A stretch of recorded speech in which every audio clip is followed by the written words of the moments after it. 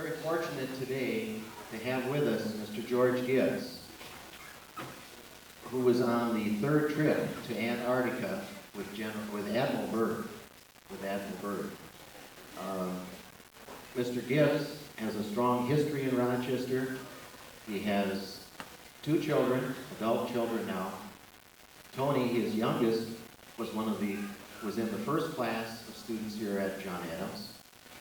Both his children graduated from John Marshall. Tony, I had as a student here. He's a U.S. Coast Guard, he's a Northwestern University grad. He presently is in the U.S. Coast Guard band, and maybe you've had an opportunity to hear him play the sax. He's a mean sax player. Mr. Gibbs is a man who really hasn't allowed any grass to grow under his feet. I could probably talk during the entire time of all the activities that he's been involved in. Mr. Gibbs was in the U.S. Navy for 24 years. He's a University of Minnesota grad after completing his Navy career. He spent 18 years at IBM, which a lot of you can relate to, I'm sure. He is presently CEO and owner of Technical Career Placement Incorporated. He's married to Joyce Gibbs, who's active in the community, he's a teacher in the community. He's an ex-board member of the NAACP, past president of the NAACP, and he's served on numerous boards, committees, the city of Rochester, and church groups. So, without further ado, would you give a warm welcome to Mr. Gibbs, please?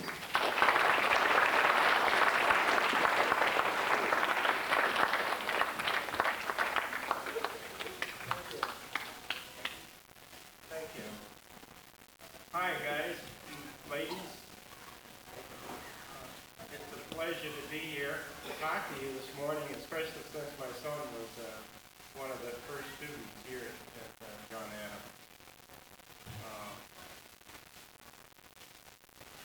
Not too cold today, but when you talk about the expedition, I should have recommended that you wear a fur coat so that you won't be too cold. To talk about the expedition, I had completed 4 years in the United States Navy and had worked in Boston, New Jersey at a paper mill. Decided to re-enlist in 1939, and rather than taking a routine assignment, I decided that I would like to go overseas on an overseas assignment to Spain. So I went to Washington and asked them for duty in Spain. The detail officer looked at me and said, well, we can give you duty in Spain, but we don't have any transportation to get you over there. He said, Admiral Byrd is getting an expedition up to go to the South Pole, in the Antarctic. In the Navy, he has asked the Navy for 40 people. The Navy asked for volunteers, and he asked if I would volunteer to participate in the third expedition to the Antarctic. Well, anyway, to make a long story short, I volunteered, and I went to Boston to look for the Bear, which I thought was a regular naval warship. And nobody had ever heard of the Bear. So I was directed to go to Chelsea, Massachusetts, which is across the bay from Boston. And again, I didn't see anything that looked like a warship.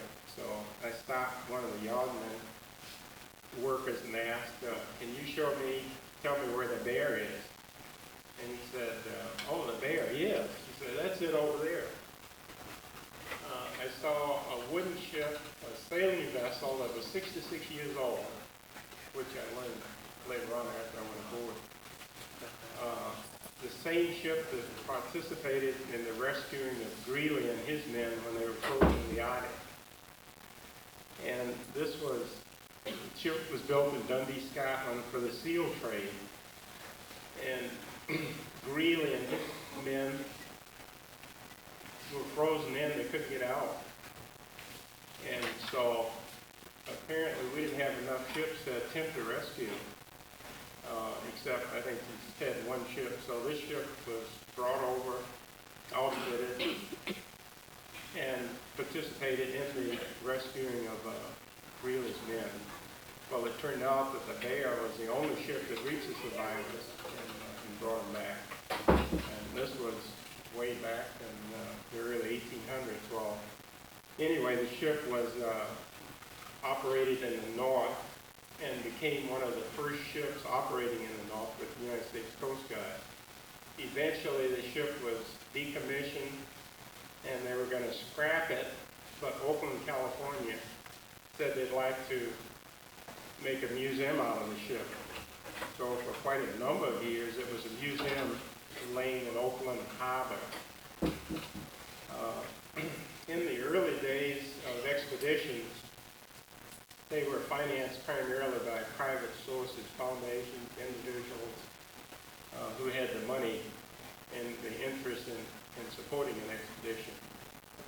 Well, this was the case whereby, in other words, they wanted economical transportation, and this ship, a wooden ship with sails, and okay, we also installed a diesel engine, so we had both the sails and the diesel, and that gave us, say, approximately 13 knots, which is still slow, but faster than just having sails by themselves. Well, anyway, the expedition then was outfitted in Boston, and the procurement of getting ready is what I'll tell you about. First of all, we had to have special clothing for the expedition. So we had trousers that were, I'll start with the underwear, 100% wool, the long handle. Trousers that were about 1/8 of an inch thick, and it was all 100% wool. Parquet shirt, woolen shirt, and a coat with a hood that covered just about everything. Each person was issued 8 pair of gloves. And okay, then the next thing then is, in addition to your transportation, you have to have, in other words, the ships. There were 2 ships, the North Star and the Bear. And we had to have transportation to do research and development and to explore the Antarctic with dogs and sleds. So the dogs were a mixture of Siberian and wolf that we got from Newfoundland. We had approximately 80 dogs on our ship, the Bear. And of course the food, very important because you couldn't carry enough food for 2 years. So in addition to the limited amount of fresh food which we give out, we had dehydrated and concentrated foods. In other words, dried onions, potatoes, dried milk, this kind of food. And we were, I would say, guinea pigs at that time, because the dehydrated food today is really not too bad, but it was cruel at that time. So anyway, after getting the food and the dogs and the sleds and so forth, the next thing was to get the ship, the sails, and the diesel established.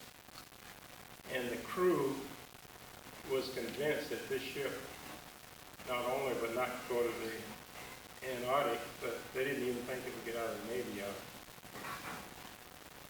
So anyway, we worked, we got everything ready to go.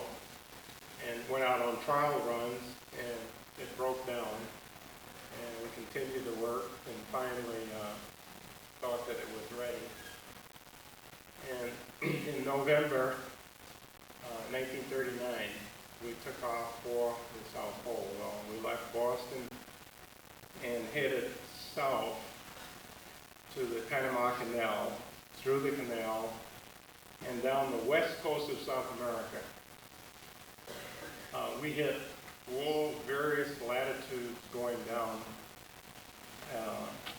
because, in other words, we went from what we thought at that time was a cold climate to a very hot, especially going through Panama and then crossing the equator and then straight down the west coast of South America. And then we began to run into seas that were like mountains crashing down on this wooden ship. And there were times when we were bailing water out of the living spaces, but she chugged along no problem. And finally, we had started out with 90 days, and as we approached the Antarctic, the closer we got, the daylight changed, and gradually, or rather the nights began to be twilight nights instead of being dark. Well, then we had twilight, and then eventually we lost the nights completely. It was all daylight, 24 hours. In the Antarctic, you have 6 months complete daylight, 4 months darkness, and 2 months twilight. And we had to plow our way through the seas, and finally we came into an area called the Devil's Graveyard. And you can visualize that as being ice that breaks off from glaciers, from icebergs, and the ice flow itself. And this ice, then the wind blows the ice together in the form of pack. Now, some parts freeze, but it's generally loose, with chunks of ice that could be as much as 6, 8 feet, 10 feet under the water, under the ocean. So you have to be careful to navigate so that you won't lose your rudder. Being 10,000 miles away from civilization, you'd be in trouble if you. Well, anyway, we had a Norwegian who was our ice pilot and had been in the Arctic before, Antarctic, and he was the main person to guide us through. We had to literally bang our way through this pack ice. It took something like 48 hours before we finally cleared the seas of the ice, and again continued on our journey to the Antarctic. And then as we approached, we saw an ice barrier. You can picture that like a mountain of ice that they differ in size. It could be 3/4 of a mile, or 1/8 of a mile, so forth, both length and width. And this extended out into the sea, and we maneuvered around that. And then we came into the Bay of Whales in the Antarctic. And the Bay of Whales, this barrier extended out into the bay. And so anyhow, we had to then maneuver alongside the ice floor. And this ice floor is approximately 1.5 miles to 2 miles thick. In other words, the ice at the ocean edge. And as far as you can see, it's all ice going completely, say, within a couple, we were, say, about 200 miles away from the South Pole itself. Well, with the tremendous undercurrent, it takes a tremendous amount of work and maneuvering to get the ship alongside that ice floor, because it's not like tying a ship up in a pier. Well, anyway, we headed the bow of the ship into the ice. Men jumped over the sides on the ice floor and stood by to tie the ship up once it could maneuver alongside. And that took a tremendous job, and I found out what those 8 pair of gloves were that were issued. Well, anyway, we finally got it tied up, and we went in about 8 miles inside the Bay of Whales to establish a base. The base at that time, well, today, of course, we have the technology, you can, and the material to set up on top of the ice. But at that time, we didn't have that kind of technology. We went under the ice, dug the foundation out, went under the ice and set up the living quarters, placed the cook, the recreation area, and bathroom and so forth, radio room. And the bathroom, now visualize temperature from 70 to 80 below zero during the winter night, and during the summer from 0 to 60 below. In our quarters, although we had some heat, it was always at least 30 degrees in the quarters. And visualize going to the bathroom and taking your magazine or whatever there. And after the process of elimination, we'd usually take a hot water bag in to help to dislodge yourself from the ice. Anyway, we established this base at Little America, and then we went to Queen Victoria and established the second base. And then the ships went out to explore the Antarctic. And we reached a position farther south than any ship had ever been in the history of exploration at that time. And in doing so, we ran into a pack ice that was, it wasn't the devil's graveyard as what we ran into going, but another area that we were boxed in. You might say, in other words, we were frozen in. We could move around, but we couldn't get out of the ice. And we tried everything, but nothing happened.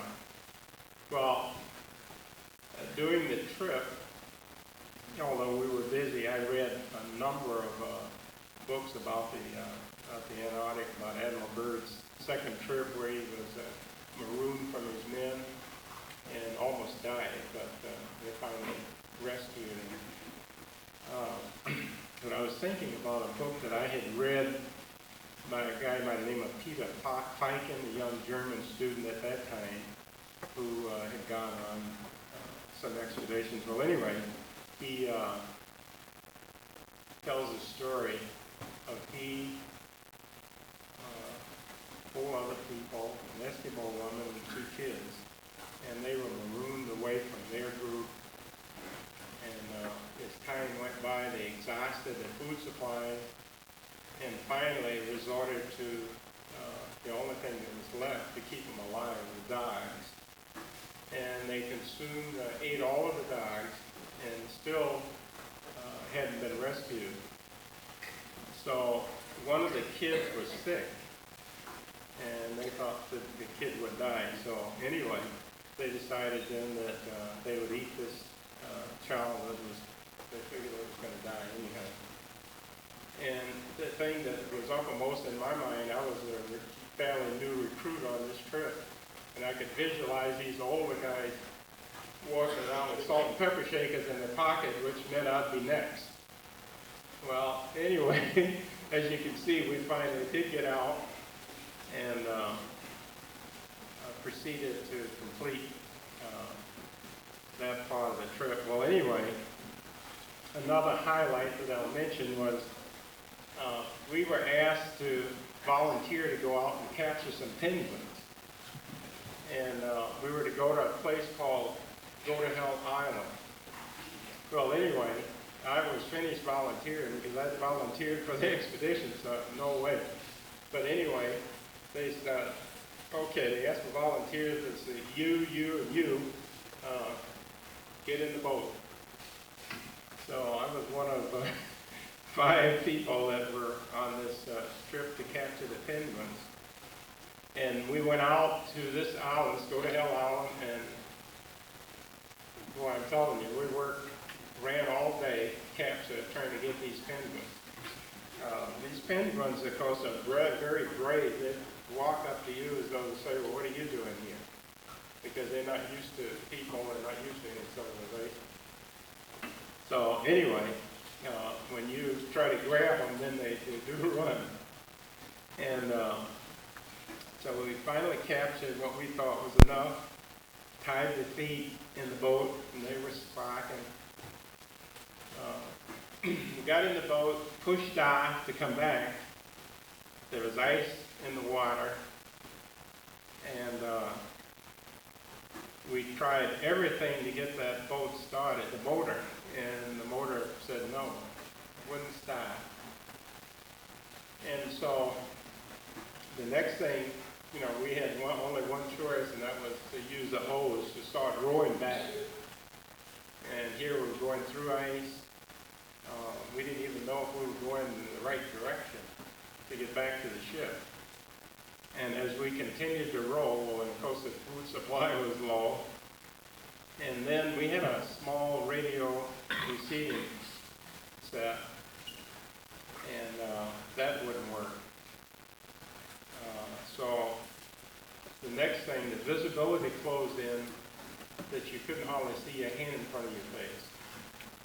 We continued to row, and finally, after what seemed like an eternity, we heard the sound from the ship's horn blowing, and we followed that sound, and finally got back to the ship. I'm telling you, I've never been so glad to see a ship in all my life. We scrambled off, and so we got squared away there, and brought the penguins back. And when we got ready to, when we finished up everything, well then, the next thing then was the scientists, geologists, biologists, and dog drivers. They went over for the 22 months that the expedition lasted. But the ships, because of the ice, the ocean freezes up in the Antarctic. And these ships, if they didn't get out of there, they would be crushed. So the 2 ships left to come back to the U.S., but then we had to go back down to a second trip in order to evacuate these people.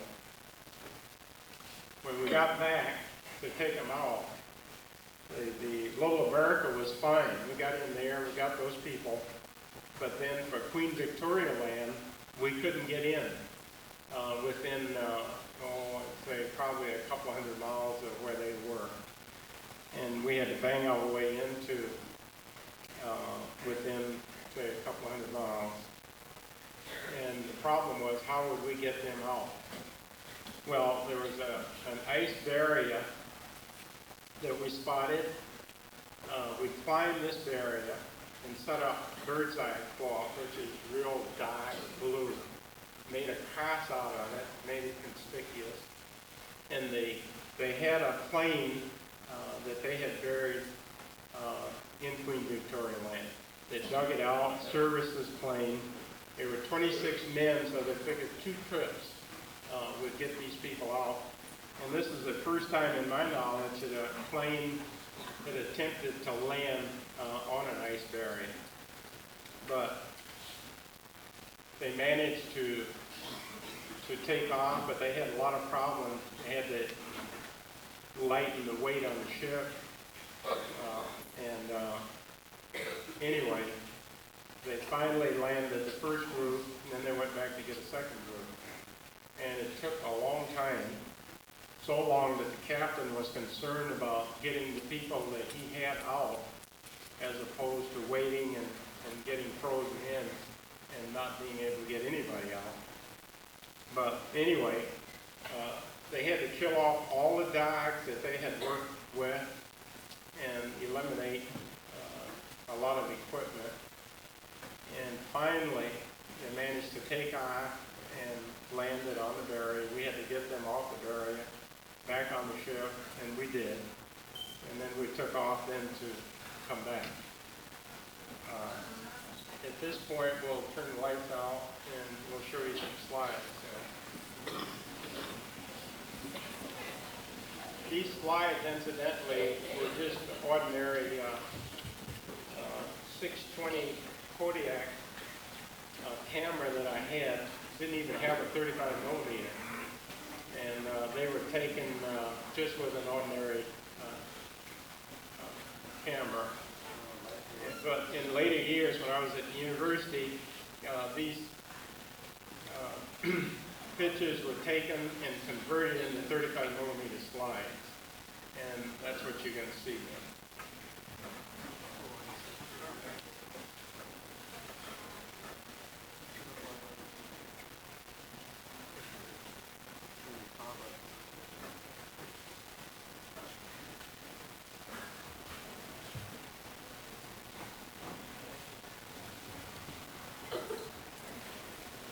Can you see okay with me being here? I need to shuffle, hey. Shuffle, hey. Is that too much light here? Yeah. Better turn it. Yeah. Well, these will stay on. Just in the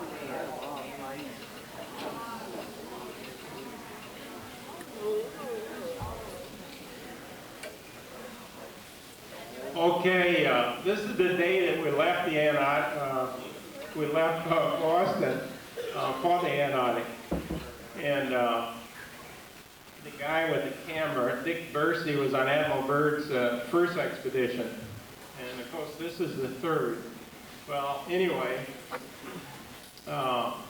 it was a cold day in Boston, we thought, and there were about 200 friends, relatives that came to see us off. And we pulled out of Boston Harbor, and as I said, headed for the Antarctic. Next slide. Here you see a couple of officers. On the left is the commanding officer, Captain Cruzen, and on the left, Peter J. Nemo, the executive officer. Next slide. Here you see some of the sailors on deck. Next. Okay, this is our commissary steward, a guy by the name of Newsbaum, and he was quite a guy. He kept us fed. Next slide. Here you see some of the sailors on deck and the sails up, going through the tropics. Okay. Okay, some of the ship's crew on deck. Next slide. This guy was our pharmacist mate, and he had never been to sea before, and boy was he in for it. Next slide. Okay, this is the Admiral, Richard E. Byrd. That's his autograph. Admiral Byrd is one of the famous Byrd families. His brother was, of course, in the legislature, and Tom, Dick, and Harry, the three brothers, very famous. Well, anyway, Admiral Byrd was just a tremendous person, good personality. He was very concerned about his people and safety, getting us back. It's hard to realize at that time that things were really tough. We had, as an example, no mail, and Schenectady, New York, set up a shortwave radio where the families could write and print 50 words. And these were collected and read over shortwave once every 6 weeks. Well, believe it or not, with the temperature being and the conditions, in other words, the wind sometime 150 to 200 miles per hour and 70 to 80 below zero, apparently the reception was terrible. So if we got one letter, we were lucky. However, if you got one letter, everybody was crowded around the radio to listen for letters. And if one person got a letter, then we all did. Next slide. These are two other people that were on the expedition. Nick Taylor and this is Captain Johansson, who was our ice pilot and sales master, who later became, during World War II, became a naturalized citizen and joined the United States Navy. Next slide. Here you're looking at full sails. Okay. This is Flaherty, our bosun mate, and the dog Ricky. At that time was probably the most photographed dog in the world. He was born in the Antarctic and taken back and then went back down on our third expedition. Next slide. This is in the living quarters, and I think at that time we might have been in South America. Okay. When you cross the equator, you must be taken care of. So at this point, you're shellback after you go through, but before that you're a polywire. And of course the initiation takes place, and it's really gruesome. Next slide. Here you see insets. There's a picture of the plane, the Berkeley Grove, that actually went to the South Pole itself. Admiral Byrd and his co-pilot were the only two people that went to the South Pole. The rest of us, of course, were in the Antarctic continent. Here you see the ship, shot of Admiral Byrd, some of the sailors. And this is in Punta Valparaiso, Chile, in South America. Okay. Here you're looking at all of what we call the commissioned officers. The doctor, Dr. Adam Kiewicz on the extreme, my right. The commanding officer just to his left. And the engineering officer. And Pino Linda, the officer who was responsible for climbing the barrier and helping get these people off the barrier after the plane landed.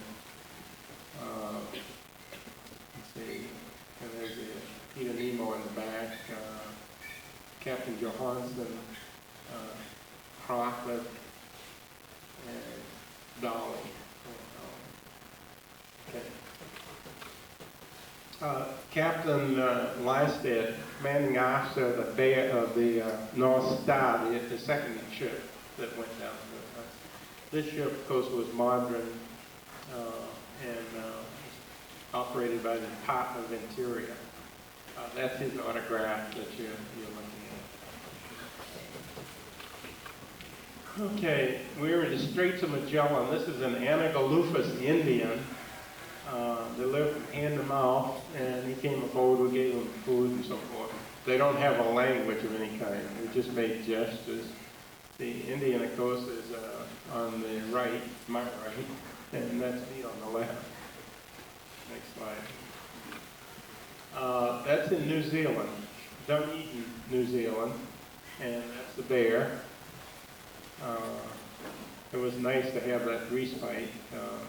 And coming back after the expedition was over in New Zealand, we went to Punta Arenas, Chile, the southernmost city in the world, and then to Valparaiso, Chile, had a chance to go to San Diego, and we went to Rio de Janeiro in Brazil, and finally back to Boston. Next slide. And here we were building the sleds, getting the dogs ready, and so forth. Okay, next slide. You see some of the ice packing. This is extremely cold with ice in the riggings and so forth and so on. This is typical scenery in the Antarctic.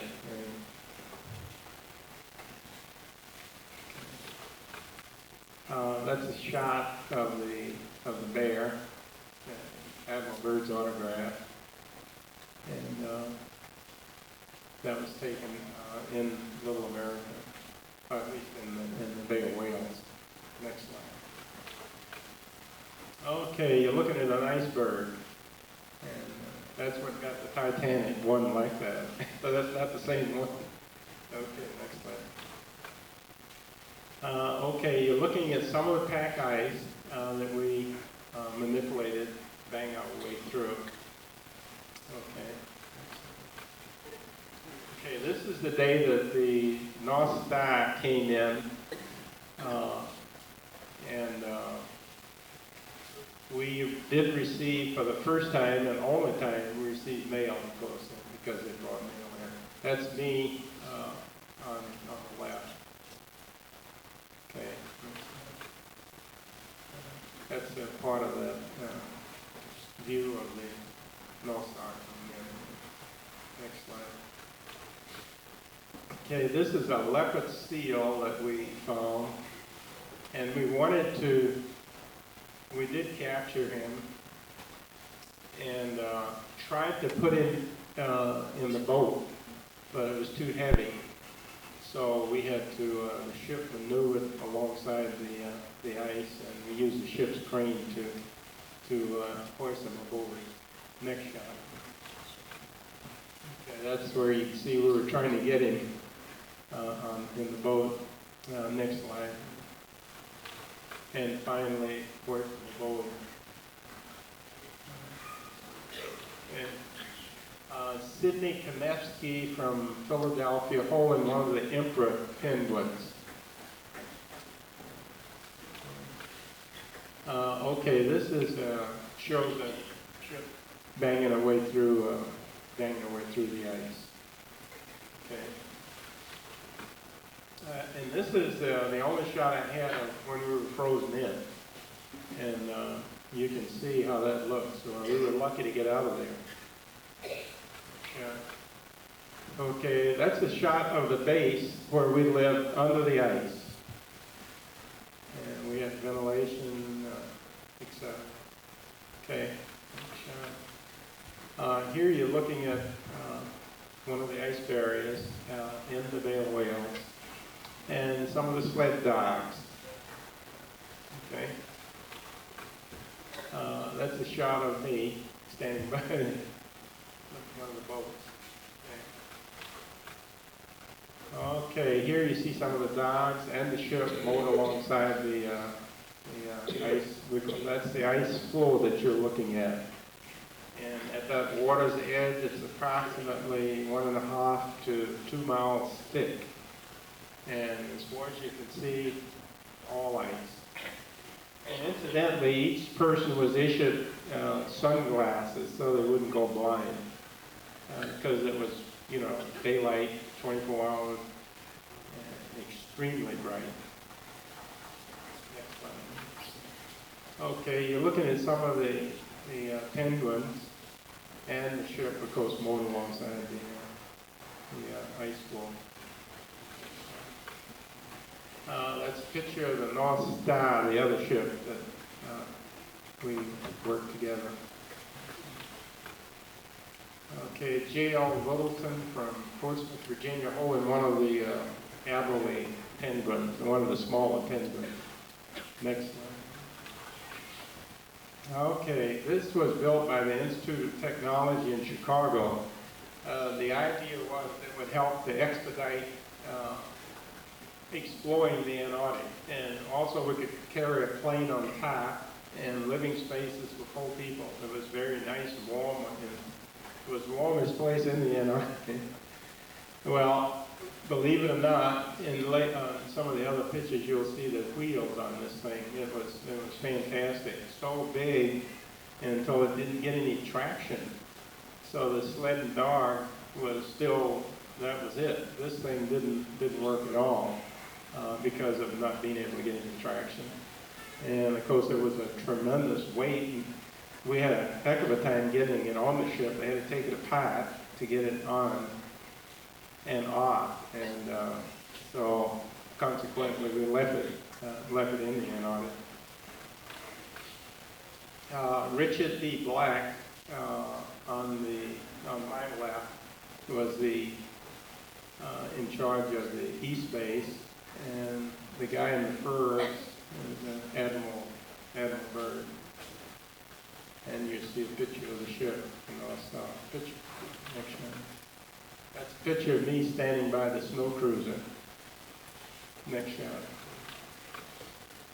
Okay, this is trying to get set up to get it off of the ship. Incidentally, it came on the North Star. They're the ones who had the Bear snow cruiser, built by the Institute of Technology in Chicago. Good idea, but it didn't work. That's the Barclay Grove, Admiral Byrd's plane that went to the South Pole itself. Next shot.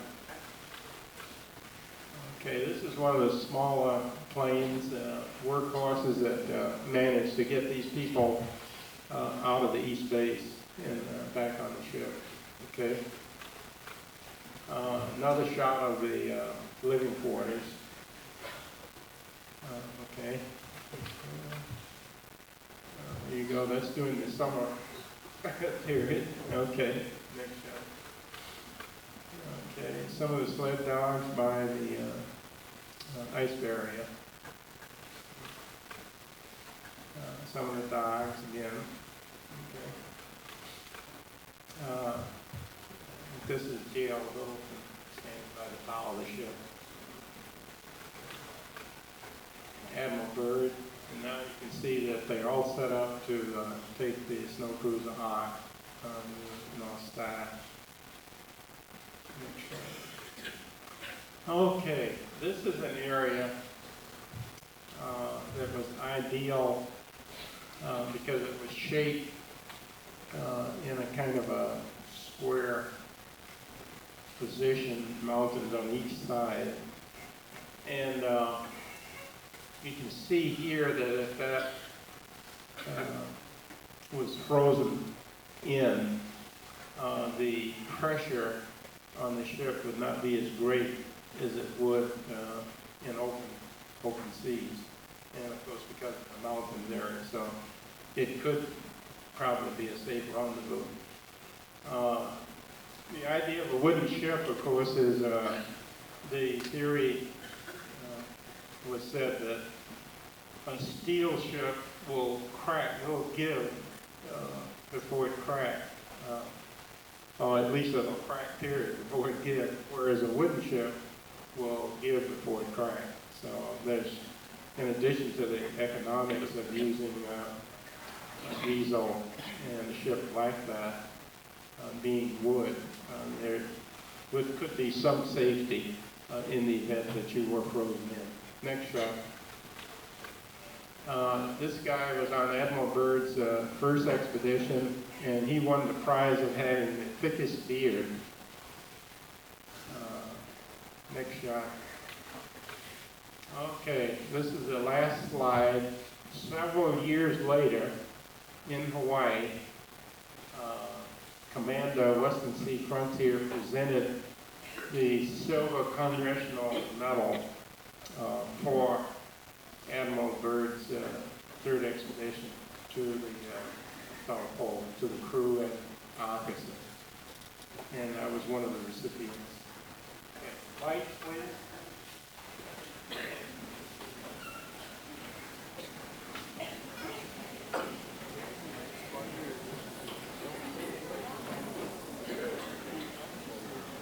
Okay, guys. this is where the fun starts. You can ask some questions, and I'll do what I can with them. You probably have some good ones, so I probably can't answer all of them.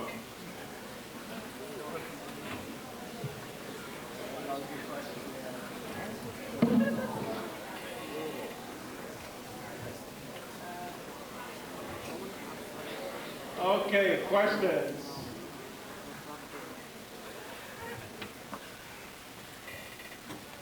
Now's your opportunity. Mr. Leon. What year were you there? 1939 to 41. And did you stay in Middle America?